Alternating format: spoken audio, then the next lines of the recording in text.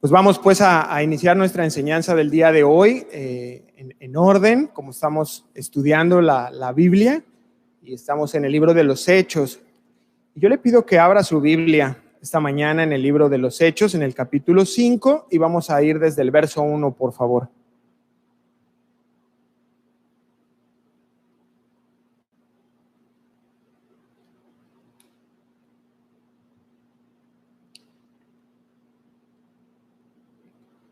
¿Ya están conmigo? Muy bien.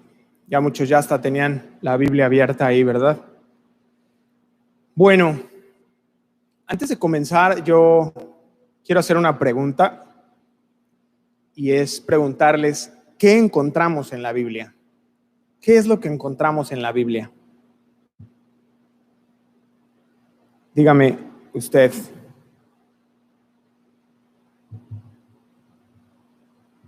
¿Qué es lo que encontramos? Yo le puedo decir que lo que encontramos en la Biblia, desde el libro del Génesis hasta el Apocalipsis, encontramos un relato que trata sobre la redención. De principio a fin, es un relato de la redención por parte de Dios, de su creación. Eso es lo que encontramos en toda la Biblia, en todo el consejo de Dios. Y durante este relato encontramos muchas historias realmente hermosas. Desde el Antiguo Testamento hasta el Nuevo Testamento está repleto de historias hermosas. No sé cuáles vengan a su mente, pero hay muchísimas historias hermosas, desde Abraham, cómo abrió el Mar Rojo, a Moisés, Noé, Daniel. Todas estas historias me parecen asombrosas, me parecen maravillosas. Encontramos también a través de toda la Escritura muchos milagros increíbles, la columna de fuego en el desierto, en fin, podría extenderme muchísimo. Usted puede recordar ahí en donde está en casa algunos de ellos. Encontramos también muchísimas historias de ánimo para los creyentes que nos muestran quién era Dios, cómo trató Dios a su pueblo, quién es en el Nuevo Testamento Jesús, las palabras que dio, los milagros que hizo, y encontramos ánimo en todas estas historias. Pero ¿sabe algo?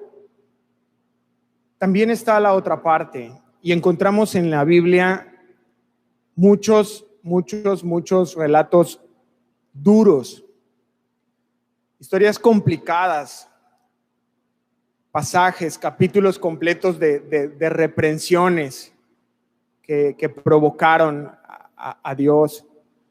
Y encontramos en las Escrituras estas historias también muy severas, que ciertamente pueden ser crudas, pero que están ahí y que no las podemos hacer al lado como muchos predicadores, o tratar de maquillarlas o de reducirlas y no hacerlas tan severas o tan drásticas cuando Dios las estableció así. Por ejemplo, por un lado encontramos a Moisés, que fue el instrumento para oponerse a Faraón. ¿Está de acuerdo conmigo? Eso fue una gran bendición, fue el instrumento de parte de Dios para liberar a su pueblo. Pero también encontramos por otro lado a un Moisés que por su injusticia provocó a Dios y no pudo entrar a la tierra prometida. Eso es duro, eso es realmente fuerte y es realmente severo. Pero ahí están las dos partes en la Escritura. Dios no pretende ocultarla ni esconderla, no, presenta las cosas tal cual son. Encontramos también a David, todos lo conocemos. Fue un hombre de grandes batallas, de gloriosas victorias en guerra. Usted puede pasar páginas completas del Antiguo Testamento leyendo estas historias tan tremendas, desde cómo enfrentó a aquel gigante, a cómo lideró batallas reales, literales, en un campo de batalla contra pueblos enemigos de Dios. Pero junto a estas historias maravillosas y batallas épicas de guerra de este hombre David, también si tú vas a 2 de Samuel capítulo 12, vas a encontrar al profeta Natán confrontándolo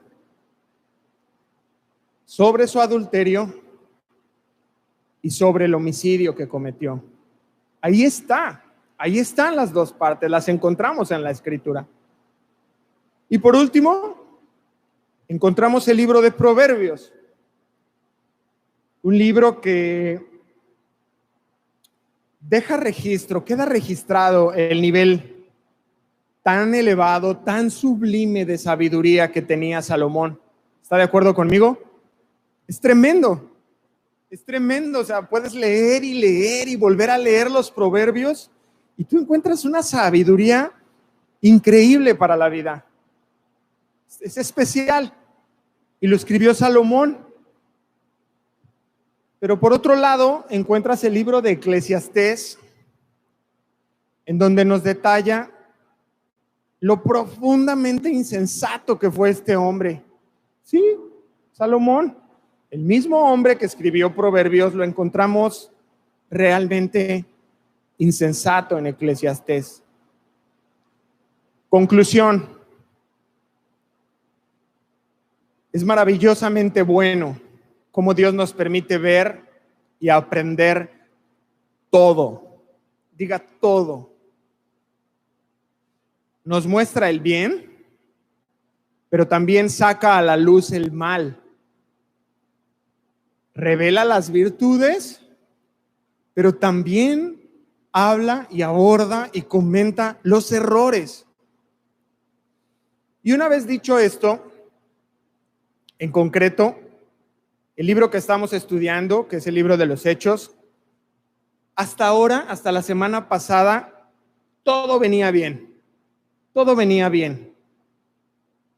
Vimos cómo nació la iglesia en Pentecostés, fue maravilloso. Compartimos cómo se gozaron aquellas personas que vieron ascender a Jesús, que se quedaron en obediencia, que permanecieron esperando la llegada del Espíritu Santo. Vimos cómo llegó el Espíritu Santo, vimos todo lo que ocurrió, compartimos ese gozo, cómo fueron añadidas 3,000 personas. Después vimos también el primer milagro hecho por parte de Dios a través de sus discípulos cuando aquel paralítico en la puerta La Hermosa, ¿lo recuerda? E incluso vimos el primer intento de parte de Satanás de frustrar a la iglesia por medio de presión, ¿no? Presión externa que provenía de aquellos líderes judíos. Y también sabemos que fracasaron. Pero ¿sabe algo? Esa imagen, ese cuadro que tenemos de la iglesia hasta este momento no está completo. No es completo. Porque ninguna iglesia, escúchamelo bien, ninguna iglesia es perfecta. Ninguna. Y esta iglesia del libro de los Hechos, la iglesia primitiva, tampoco lo fue. No me digas eso, Sergio. No, no lo fue. ¿Y sabe por qué? Porque la iglesia la formamos hombres y mujeres pecadores. Y por esa razón nunca podrá ser perfecta aquí en la tierra. Y vimos la semana pasada una increíble sección de la iglesia viviendo en comunión. ¿Todavía lo recuerda? Y hoy vamos a ver la segunda parte que aborda el pecado de los creyentes, el pecado de los santos, el pecado de las personas que están dentro de la iglesia. Hasta ahora había sido externo el ataque, pero ahora viene un atentado desde dentro y es el primero que encontraremos en la historia de la iglesia. Vamos a comenzar. Le pido que vaya conmigo allá en casa, en su Biblia, y vamos a iniciar Hechos 5, capítulo 1.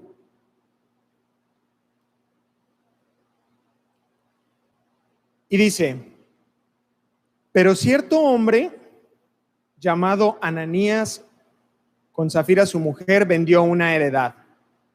Iniciamos el día de hoy con un pero. ¿Lo notó? Y la escritura merece que vayamos con cuidado y que vayamos despacio. Y entonces partimos hoy con un pero. Este pero es una conjunción adversativa. Esto quiere decir que se usa para contraponer un concepto de otro. O sea, la semana pasada, no vaya usted, o bueno, si lo tiene ahí a la mano, está juntito, terminamos con esto. Hechos 4:36 dice, entonces José, a quien los apóstoles pusieron por sobrenombre Bernabé, que traducido es hijo de consolación, levita, natural de Chipre, como tenía una heredad, la vendió y trajo el precio y lo puso a los pies de los apóstoles. Pero ahora Lucas va a mostrarnos el contraste, la contra, el opuesto. Y ese pero, por eso es importante. Porque la semana pasada terminamos así, pero después de presentarnos el proceder ejemplar de Bernabé, ahora va a describir la codiciosa conducta de un hombre que junto con su mujer vendieron una heredad, vendieron una propiedad, al igual que Bernabé. Y aquí van los dos ejemplos. Sin mayor introducción, Lucas va de lleno y después de ese pero, el dato que nos proporciona es el nombre de él y es Ananías. Ananías. Ananías es un nombre hebreo. Y fíjese lo que significa Ananías. El Señor es benigno. Wow.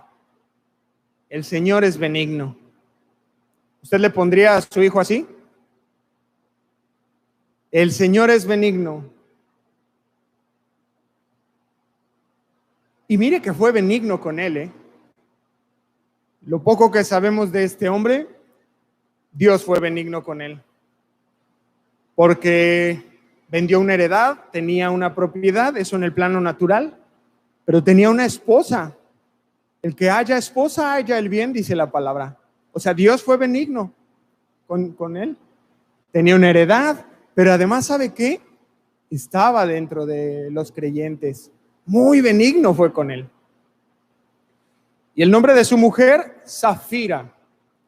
Y Safira es un nombre arameo y significa hermosa. ¿Ok? Pero quiero que notemos algo. Quiero que notemos algo. Y era algo que mientras lo estaba yo estudiando y preparando, realmente me lo mostró el Señor. Vamos a leerlo juntos. Ponga sus ojos ahí. El verso 1 y 2 dice, pero cierto hombre llamado Ananías, con Safira su mujer, vendió una heredad. Versículo 2, y sustrajo del precio. Y sabiéndolo también su mujer, y trayendo solo una parte, lo puso a los pies de los apóstoles. Quiero que me siga con cuidado, porque en estos dos versículos, con mucha claridad, Dios muestra la responsabilidad de cada uno, pero también la responsabilidad como unidad, como matrimonio. Le voy a marcar primero la parte de él, y si quiere subrayarlo, si no, solo tome nota y sígalo con sus ojos. Pero cierto que, hombre, o sea, la narrativa comienza hablándonos de él, el enfoque es él. Cierto hombre llamado Ananías, con Safira su mujer, ¿qué dice? Vendió. ¿Quién? Él. No dice vendieron, dice vendió. Aquel hombre. Hombre vendió una heredad y sustrajeron. No, sustrajo. ¿Quién? Ananías. ¿Sí? Ahí está el responsable. Ahí está bien delineado. Pero cierto hombre llamado Ananías con su mujer vendió una heredad y sustrajo el precio. Hasta ahí tenemos clara la primera parte. Ahora quiero que veamos esos mismos versos, pero tomemos en cuenta lo otro. Pero cierto hombre llamado Ananías, ¿con quién? ¿Iba solo? Con, subraye, con Safira, su mujer. Vendió una heredad y sustrajo del precio, coma, sabiéndolo también su mujer. Ahí está. Muy claro el cuadro, muy especial para mí. Y tenemos nuestra primera aplicación. Varones, hermanos, hombres, tú eres la cabeza de tu casa. Y tú vas a ser el que pase primero en el juicio de Dios.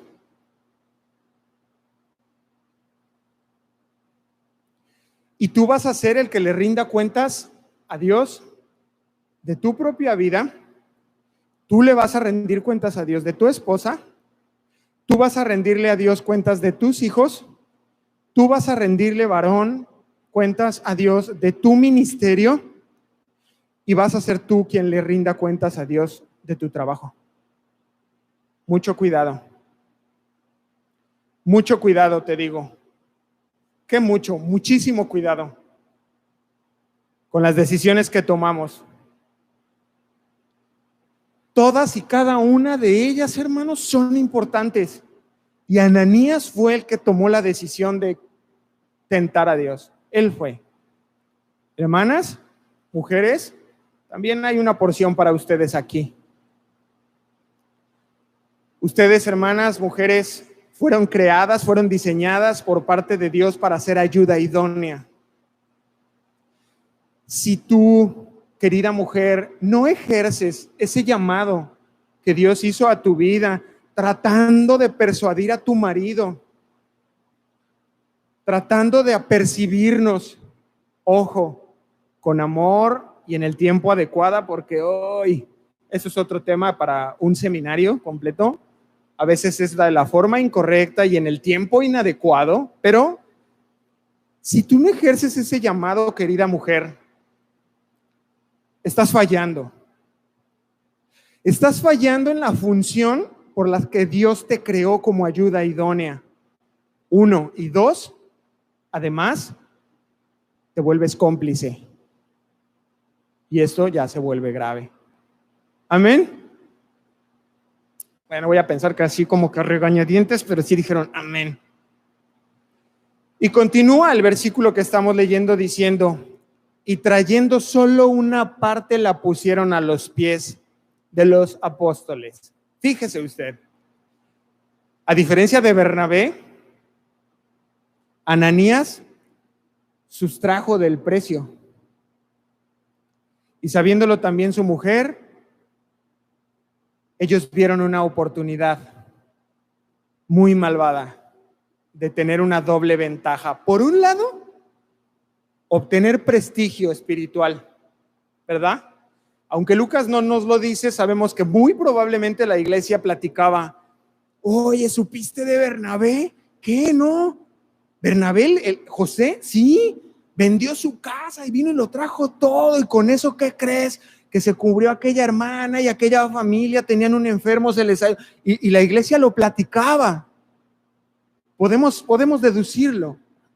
Y entonces este matrimonio vio una muy buena oportunidad, por un lado, de obtener ese prestigio espiritual, y por otro lado, obtener algo de dinero. ¡Wow! ¡Qué inteligentes!, ¿verdad? Eso parece. ¡Qué vivos! ¡Qué listos! ¡Qué bárbaro! ¿Cómo no se le ocurrió a alguien más? Vamos a ver al final de la historia si esto fue realmente brillante como parece ser. Retener algo de dinero, pues al parecer no es ningún pecado, ¿no? ¿O tú le encuentras algo de malo? Yo creo que no. Yo creo que no es ningún pecado y sobre todo porque la propiedad era suya. La heredad era de ellos, era de él. Nadie le ordenó que la vendiera. Él tomó la decisión de hacerlo. Su donativo, como toda buena dádiva, era voluntaria, nadie lo obligó a hacerlo. Entonces, ¿cuál fue el pecado, hermano? ¿Cuál fue el verdadero pecado? Mentir. Mentir. Ese fue el verdadero pecado. Pero ¿sabe qué? En realidad este pecado era lo visible, como un iceberg que se ve la punta y luego se ve el agua, y entonces si uno lo mira a nivel del mar o desde un barco, pues tú solo ves esa parte, porque ya a partir del agua tú no ves para abajo. Y este pecado de mentira era en realidad lo visible, lo visible. Pero vamos a ver un poco más abajo, por abajo del agua, para poder ver lo más profundo. Y entonces encontramos el pecado mayor, el más devastador, y era el pecado de la hipocresía. Ese era realmente el verdadero problema. Basado en un deseo de una posición espiritual, este era un verdadero problema.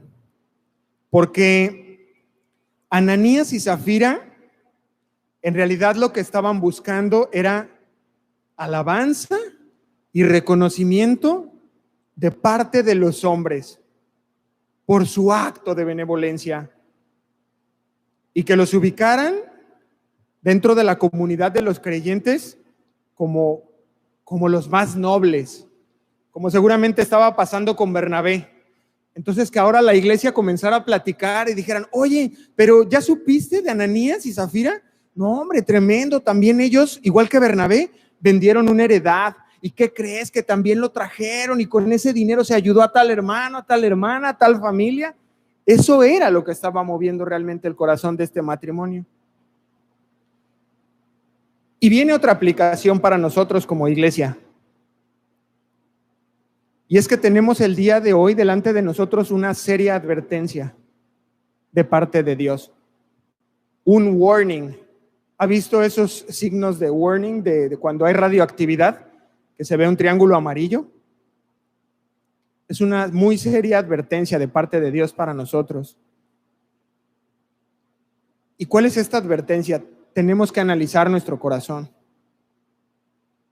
Cuando hacemos las cosas para Dios, o en general todas las cosas como creyentes.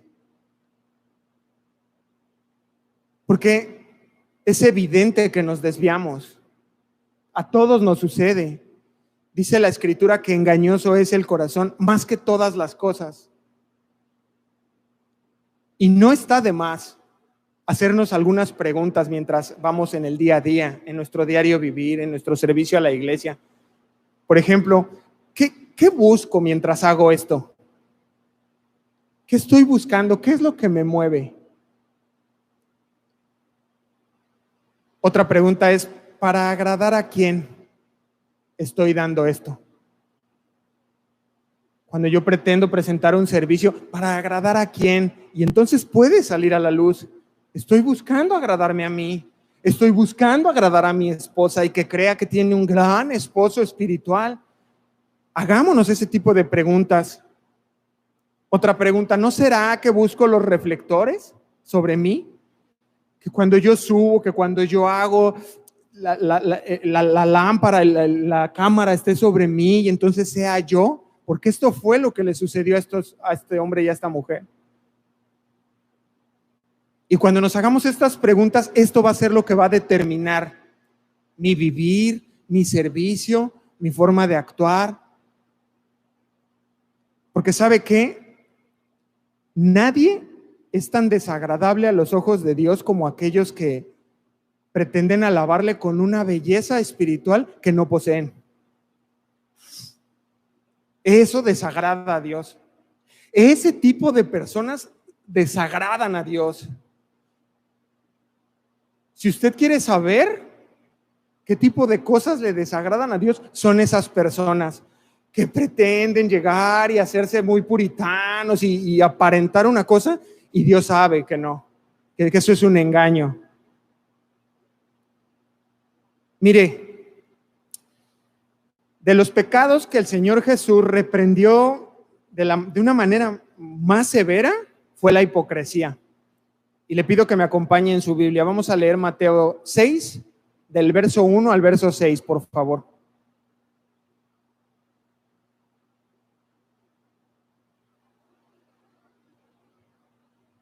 Mateo capítulo 6, desde el verso 1.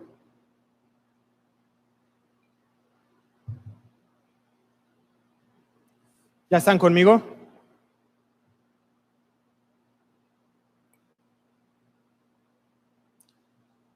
Dice el Señor: guardaos de hacer vuestra justicia delante de los hombres, para ser visto de ellos. De otra manera no tendréis recompensa de vuestro Padre que está en los cielos.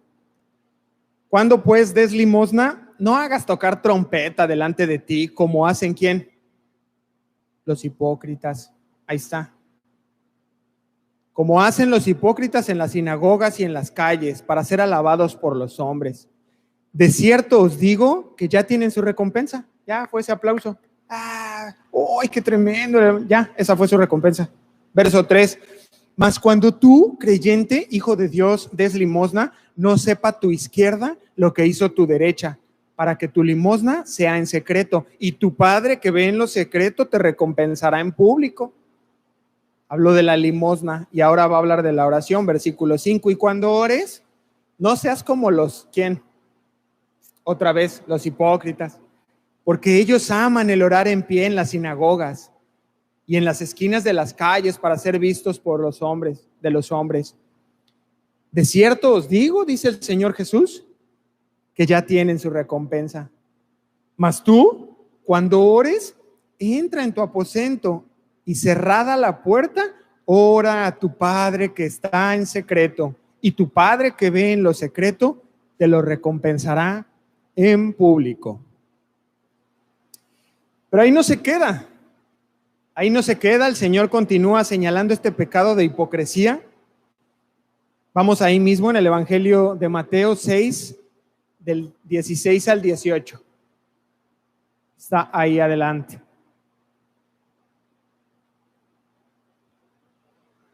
Verso 16 del capítulo 6 dice: cuando ayunéis, habló del dar, habló de la oración y ahora va a hablar del ayuno. No seáis austeros. La Nueva Versión Internacional dice cara triste. Ahí que pones tu cara. No seáis austeros como los hipócritas, porque ellos demudan su rostro para mostrar a los hombres que ayunan. De cierto os digo que ya tienen su recompensa, pero tú, dice el Señor, cuando ayunes, unge tu cabeza, lava tu cara, para no mostrar a los hombres que ayunas, sino a tu Padre que está en secreto, y tu Padre que ve en lo secreto te recompensará en público. Entonces encontramos al Señor Jesús que denunció una y otra vez la hipocresía, específicamente de los escribas y de los fariseos, que eran específicamente personas que se creían que estaban cerca de Dios. Los escribas y los fariseos eran personas que realmente estaban engañados y ellos creían que estaban sirviendo a Dios, al Dios vivo. Sin embargo, el Señor Jesús advierte a sus discípulos de cuidarse de la influencia de estos hombres. Y también les advirtió con mucha seriedad que el infierno estaría lleno de este tipo de personas. Ya no vaya, solo tomen la nota. En Mateo 24:51 les advierte esta parte. Regresemos a nuestra enseñanza en Hechos 5. Y me encontré con una polémica muy interesante, y es que se cuestionaba si Ananías y Zafira eran creyentes. ¿Usted qué opina? ¿Eran salvos o nunca lo fueron? ¿Usted qué opina? Yo creo que sí. Yo creo que sí. Voy a darle 4 razones por las que creo que sí eran salvos, que sí eran creyentes. La primera de ellas es que estaban incluidos dentro de la narración cuando dice la multitud de los que habían creído en Hechos 4:32. 2, si no fueran cristianos, entonces, ¿qué lección del pecado nos brinda esta experiencia? Es una buena razón. 3, Satanás puede relacionarse personalmente con los creyentes. Si toma nota, Mateo 16:21, Efesios 6:12 y primera carta de Pedro, capítulo 5, verso 8. Y la última razón por la que yo creo que sí eran creyentes es que la muerte puede ser un castigo divino para un creyente. Primera de Corintios 11:30 y Juan 5:16. Recuerdo una narración, un testimonio que contaba mi pastor de un muy buen amigo suyo que él quería mucho y que era creyente, y él adulteró, engañó a su mujer y la dejó. Y entonces él iba viajando con su amante en su carro y chocan, no recuerdo si se volteó, si chocaron, si qué, y muere. Y él narraba esta historia para plantear este punto, precisamente que él no tenía duda de que su amigo era cristiano, era creyente, era salvo, pero que Dios le había quitado la vida precisamente como un castigo divino. Entonces, yo creo que sí eran creyentes Ananías y Zafira. Y continuando nuestra enseñanza, versículo 3, 5, 3, y dijo Pedro. Ahora Pedro se dirige a Ananías y le dice: Ananías, ¿por qué llenó Satanás tu corazón para que mintieses al Espíritu Santo y sustrajeses del precio de la heredad, reteniéndola? ¿No se te quedaba a ti? Y vendida, ¿no estaba en tu poder? ¿Por qué pusiste esto en tu corazón? No has mentido a los hombres, sino a Dios. Fíjese usted el discernimiento de Pedro. Guiado por el Espíritu Santo, se dio cuenta de la hipocresía de ellos. Y entonces comienza a lanzarle una serie de preguntas con el único fin de sacar a la luz el pecado que había. A diferencia de Bernabé, que este hombre tremendo operó bajo el Espíritu Santo, bajo la llenura del Espíritu Santo, encontramos a Ananías que operó, que llevó adelante ese plan, esa idea que tenía, pero bajo el gobierno de Satanás.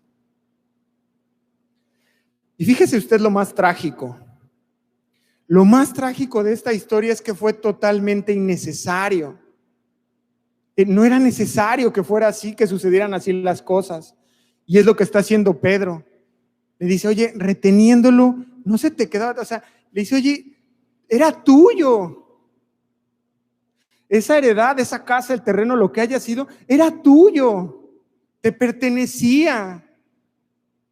Y tú lo vendiste, porque así lo quisiste. Y el dinero te pertenecía también. No tenías que traerlo. Nadie te lo pidió. Tú tomaste la decisión en tu interior, pero ahí fue donde te equivocaste. Y le lanza otra pregunta: ¿por qué pusiste? Fíjese, pusiste, subráyelo. ¿Por qué pusiste esto en tu corazón? ¿Por qué pusiste? Tú lo decidiste. Tú tomaste la decisión. Sin duda fue tentado, hermanos. Ojo, como todos nosotros, le vino una idea a la mente, como te vienen a ti y a mí, pero inmediatamente tú lo quitas de tu cabeza. Dices: a ver, no, ¿qué estoy pensando? Esto no es de Dios. Pero él lo arrulló, lo dejó en su cabeza, lo dejó en su corazón y lo estuvo contemplando. Fue tentado. Yo le pregunto a usted: ¿alguna vez ha sido tentado? Muchas veces. Yo sí, muchísimas. Somos tentados. Y Ananías fue tentado. Pero esta porción nos enseña la responsabilidad. el punto en donde Ananías cedió y dice, pues así lo voy a hacer. Y se lo deja claro Pedro. ¿Por qué llevaste adelante esto? Como dice Santiago 1:7, de la concupiscencia y da a luz el pecado y con ello la muerte. ¿Y sabe algo? Usted no va a encontrar en toda la Biblia en ninguna parte que se culpe a Satanás por el pecado de un cristiano. No está, no lo encuentra en ningún lado. Nunca lo va a encontrar ni lo encontrará. Nunca se le hace responsable a Satanás por ello. Eres tú y soy yo quienes estamos ahí en la concupiscencia, quienes estamos en la tentación, en la lucha, pero tú dices si vas o no vas. Tú eres quien hace la llamada, tú eres quien toma el dinero, quien decide robar o no. Tú eres quien toma la decisión de ver pornografía o cerrar la página. Tú eres quien toma la decisión de decir, mira, no voy a mentir y venga lo que venga, me tengo que mantener fiel a Dios. ¿O no?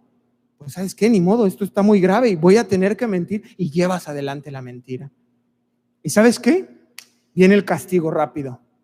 Lo que sigue que vamos a ver, inmediatamente se manifiesta Dios. Versículo 5.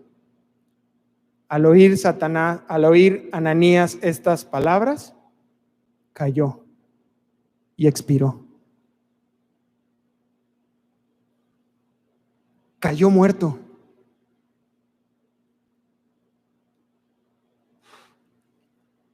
Y vino un gran temor sobre todos los que lo oyeron.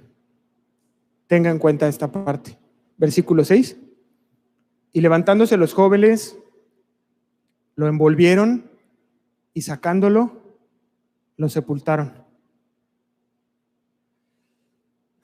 Puede ser por el clima, que hace mucho calor en Palestina, que era usual que el mismo día cuando alguien moría lo atendieran, tal vez por lo que había sucedido, no lo sabemos, pero rápidamente Ananías fue envuelto y fue enterrado.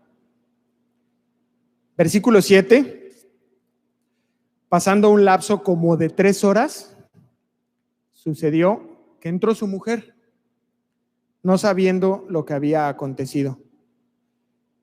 Este tiempo de 3 horas de la muerte de su esposo en lo que ella llegó, algunos comentaristas creen que este era el tiempo que se tomaban las reuniones de aquellos tiempos en el templo, que ella probablemente estuvo en el templo ahí 3 horas, pero al llegar ella nota algo en el ambiente.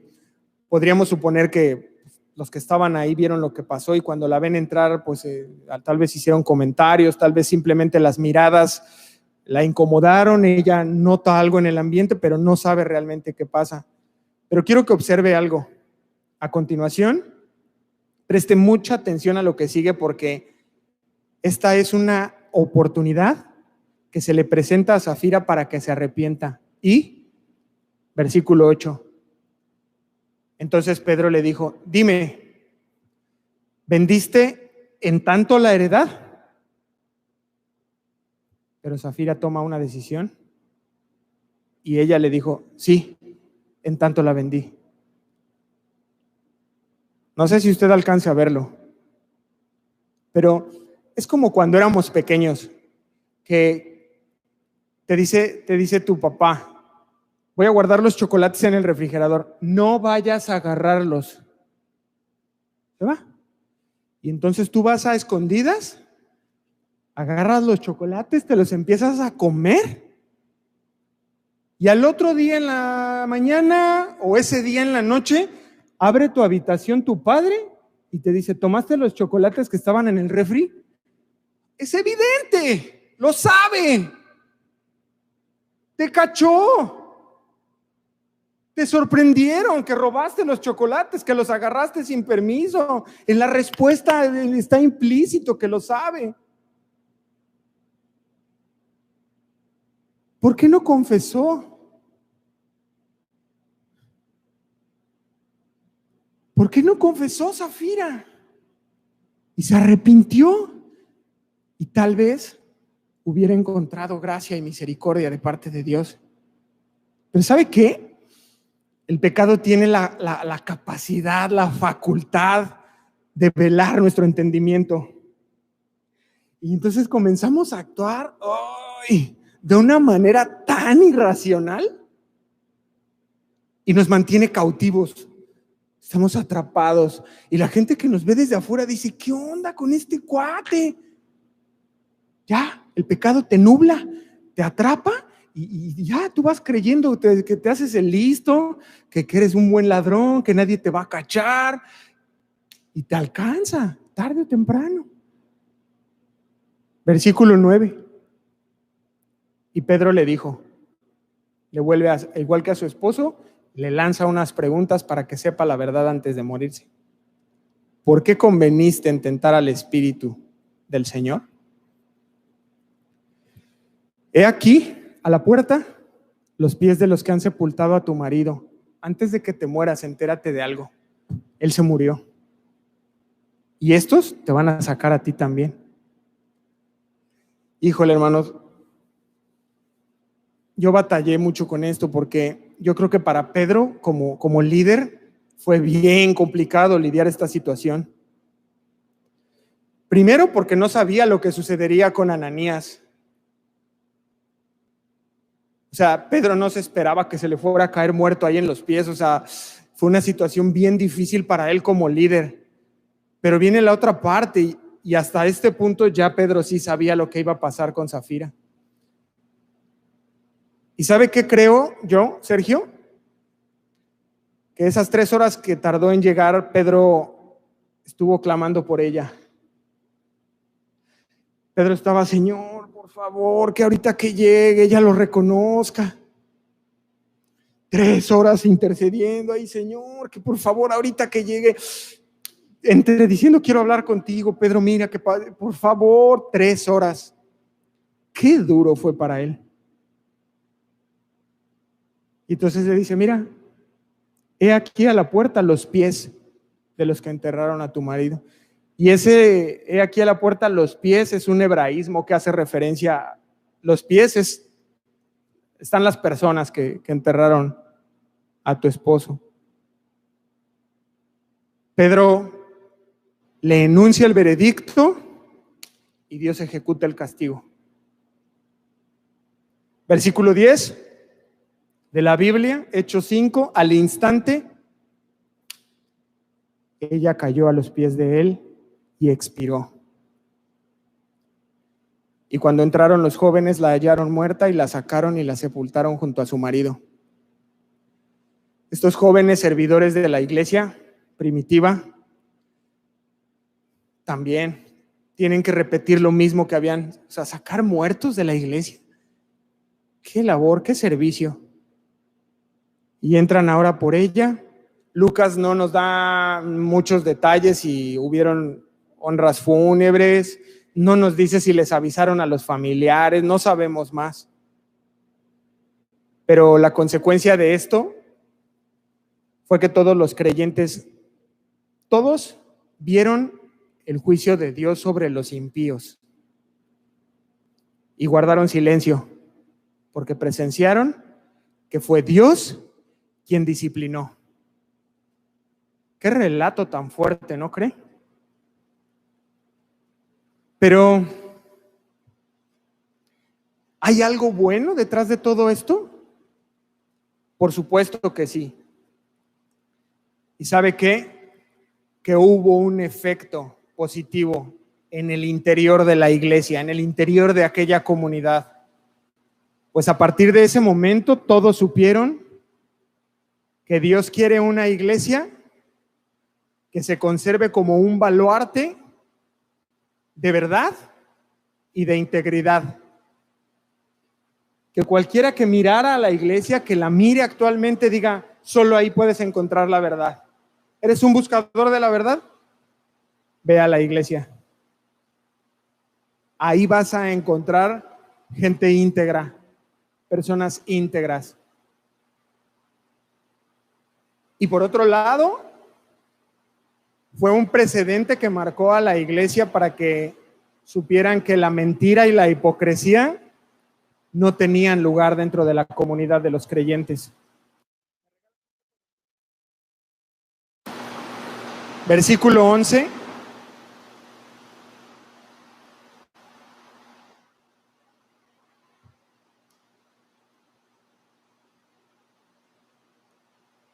Y vino gran temor sobre toda la iglesia.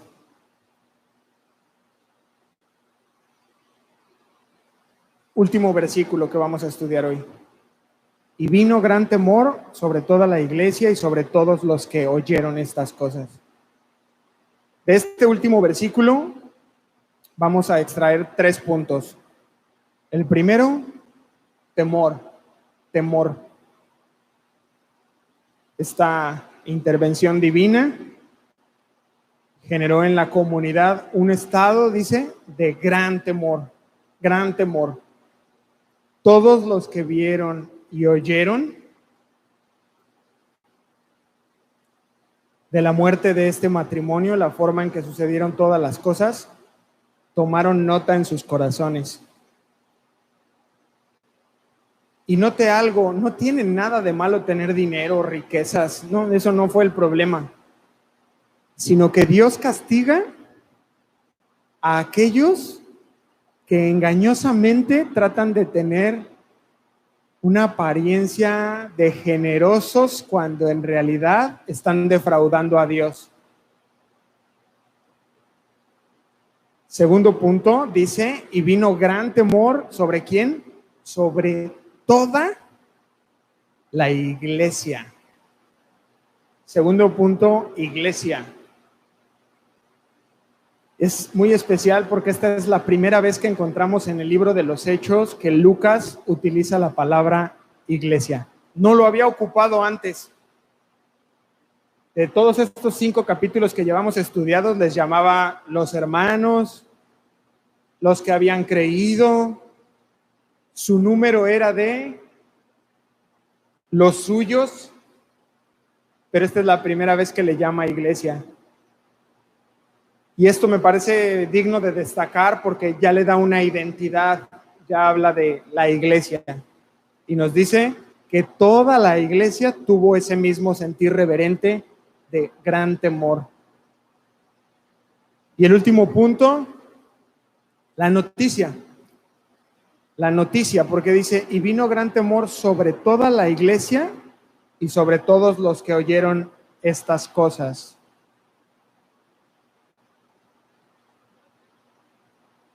Podemos deducir que esta noticia fue de boca en boca. Todo el mundo comenzó a platicar. ¿Supiste lo que pasó? Sí. Y se fue corriendo como pólvora la noticia.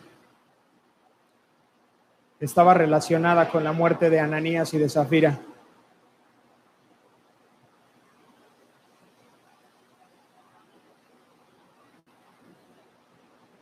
Pero ¿sabe algo? Dentro de estas pláticas, seguro que estaba incluido el mensaje de, pero te digo algo, pudimos ver que Dios no tolera el engaño. Dios no va a pasar por alto la falsedad dentro de la iglesia. Podemos deducir que la noticia incluía una advertencia para los que iban platicando de una a otra persona. Y esto fue una seria advertencia también para los que tenían pensado infiltrarse en la iglesia, a ver si podían engañar. Ya se la iban a pensar, Ya no iba a ser tan sencillo, ya iban a decir, no, espérame, y si me la juego y caigo ahí tendido.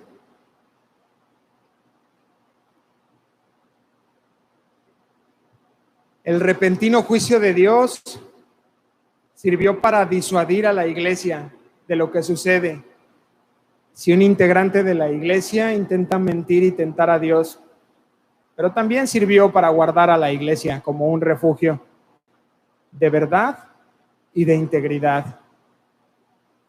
Conclusión.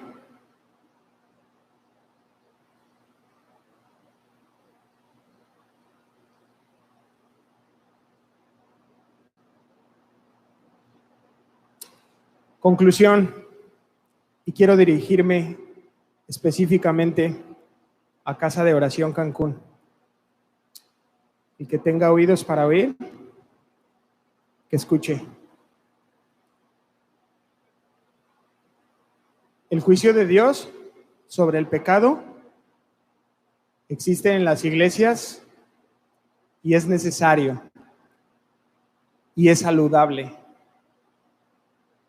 Aunque por momentos no lo podamos entender, el derramamiento del juicio, cuando viene juicio a la iglesia, esto puede ser la preparación para el derramamiento del poder y de la gracia de Dios. ¿Me siguieron? La iglesia debe ser purificada. Y una vez que esté purificada, debe permanecer purificada. Esa es la voluntad de Dios. Cuanto más profundo sea la obra de gracia en el interior de la iglesia, tanto más poderosa será la acción de la iglesia en el mundo. Amén.